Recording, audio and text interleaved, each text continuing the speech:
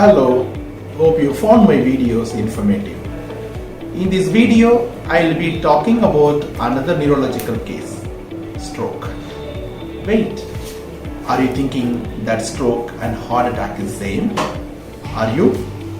No.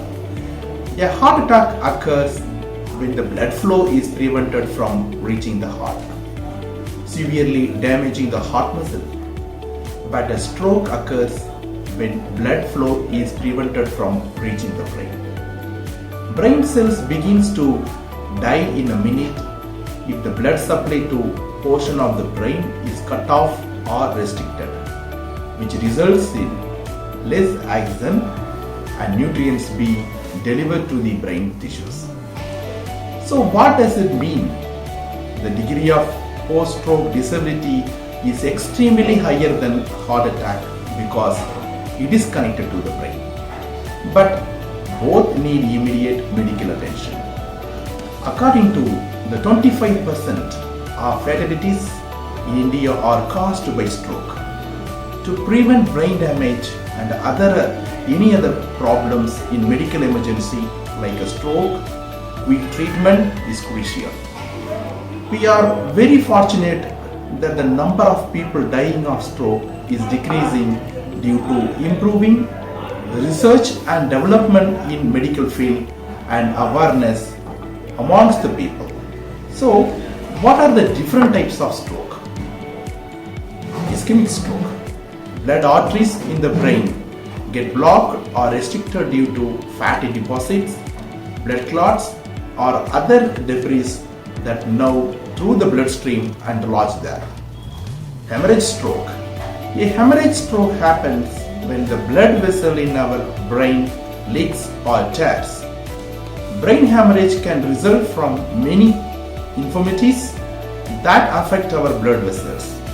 Factors related to hemorrhage stroke include uncontrolled high blood pressure, treatment with blood thinners, that's anticoagulants, bulges at soft spots in our blood vessel walls, aneurysm, trauma such as car accident, protein sediments in blood vessel walls that point to weakness in the vessel wall.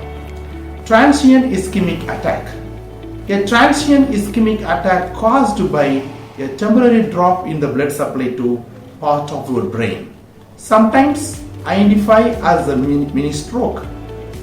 One may have a partially blocked or narrowed artery leading to their brain if they have had TIA.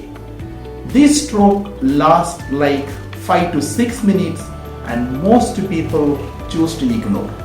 If ignored, it raises the chance of subsequently developing a full-blown stroke. Symptoms. Some very common and identifiable symptoms are sudden numbness or weakness of face, arm or leg, especially on one side of the body. Sudden confusion, trouble speaking or understanding speech. Sudden trouble seeing in one or both eyes. Sudden trouble walking, dizziness, loss of balance or coordinations. Sudden severe headache with no known cause. Stroke rehabilitations.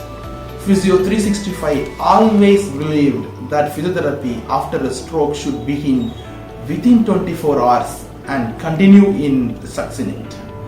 Regular intervals. As per my experience, it's critical to enter the rehabilitation stages as soon as possible after a stroke in order to be able to relearn the basic everyday skills. If someone is impatient, then you need to ask for physiotherapy and the physiotherapist can assist with mobilization. Simple way to understand this is when we have to learn something, we ensure to repeat the same task for some time.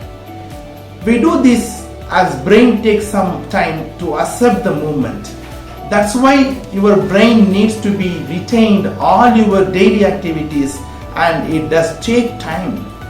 Early stage stroke rehab exercises will usually include learning transfer techniques, required to move in and out of the bed or the chair.